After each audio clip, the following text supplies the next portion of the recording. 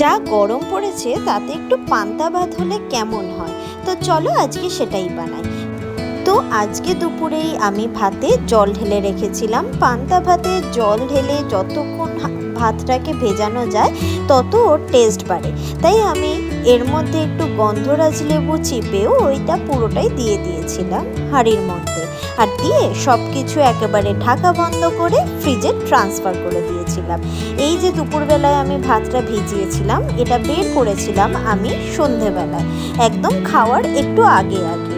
তাতে ভাতটা আমার অনেকক্ষণের জন্য ফার্মেন্টেড হয়েছিল। গরমকালে যখন কোনো কিছু খেতে ইচ্ছা করে না, তখন এই পান্তা ভাত যেন অমৃত লাগে। যাই হোক, ভাতটা ফ্রিজ থেকে বার করে আমি অন্য একটা বোলে ট্রান্সফার করে নিলাম। তারপরে ধীরে ধীরে এর মধ্যে আরও কিছুটা গন্ধরাজ লেবু, কিছুটা কাসুন্দি দিয়ে ভালো করে মেখে নিলাম। আর আজকে ভাজাই ছিল আলু ভাজা, ভিন্ডি ভাজা, ডিম ভাজা, আর আমার যেহেতু ঝাল একটু খেতে ভাল লাগে তাই দুটো শুকনো লঙ্কা ভাজা আর একটু কাঁচা পেঁয়াজ ছিল। তারপরে শুকনো লঙ্কাটাকে ভালো করে ভাতের সাথে একেবারে মিশিয়ে নিতে হয়েছিল, কারণ তাতে রং যেমন সুন্দর আসে, খেতেও তেমনি ভালো হয়। ব্যাস, এই হয়ে গেল আমাদের পান্তার রেসিপি। সাথে দুটো কাঁচা পেঁয়াজ আর কিছু ভাজা।